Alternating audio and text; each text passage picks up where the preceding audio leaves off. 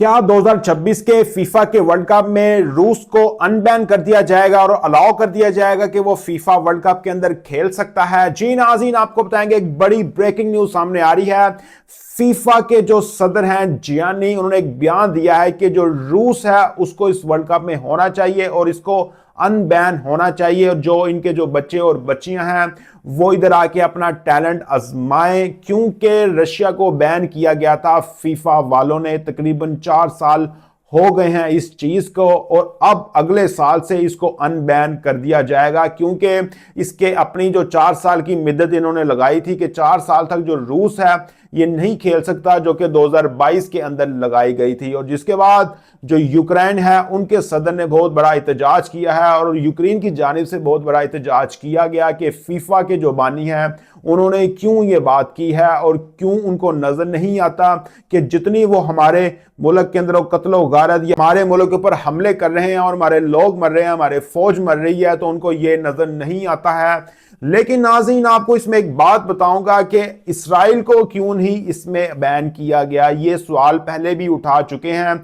यूरोपीय यूनियन के some countries, और उसके अलावा कुछ जो है इंसानी हकूक की तंजीमें। उन्होंने ये कहा था कि ये दोगली पॉलिसी क्यों अपनाई जा रही है इसराइल और रूस को लेके। आप कहते हैं कि जो रूस है वो बेसिकली बहुत ज्यादा लोगों को कत्ल कर रहा है, यूक्रेन के अंदर उनकी फौजों को मार रहा है और जुल्म की इंतहा करके रख दी है रूस ने।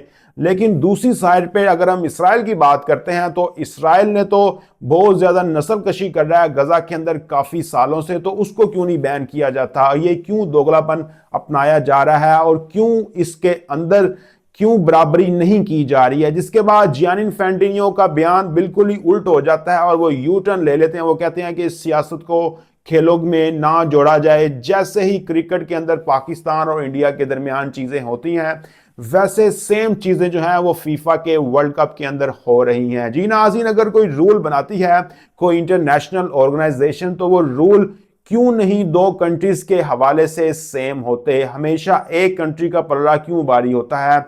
इनको चाहिए कि हमेशा इंसाफ से काम लेना चाहिए, क्योंकि इंसाफ अगर ये नहीं करते तो उसके बाद बिगाड़ तो आता ही आता है। तो खैर नाज़रीन, आपको बताएंगे कि रूस की टीम इस साल नहीं खेली है, वो शायद नेक्स्ट ईयर खेलेगी। और रूस ने जो आखिरी मैच खेला था फीफा वर्ल्ड कप का, वो 2018 के अंदर उन्होंने खुद मेजबानी की थी और उन्हीं में इन्होंने खेला था। उसके बाद ही क्वालिफाई नहीं कर सके थे। लेकिन आपको एक बात बताएंगे, इसराइल के वाले से भी बहुत बड़ी खुशखबरी है उन कंट्रीज के लिए जिन्होंने इसराइल को बैन करने का कहा था, कि इसराइल इस मुकाबले में क्वालिफाई ही नहीं कर पाया है, और जिसकी वजह से इस मुकाबले में जाने से पहले ही वो बाहर हो गया है। और लास्ट जो इसने क्वालिफाई किया था वो 1970 की बात है, और उसके बाद से इसने कोई क्वालिफाई नहीं किया है। लेकिन उसके ऊपर भी बैन लगना चाहिए था अगर रूस के ऊपर बैन लगा था, क्योंकि दूसरे जो कंट्रीज हैं उनको भी नजर आता है आज नहीं तो कल कोई ना कोई आवाज तो लाजमी उठाएगा। तो खैर नाज़रीन, आप किस पर क्या राय है लाजमी कमेंट सेक्शन में बताएं। बहुत शुक्रिया।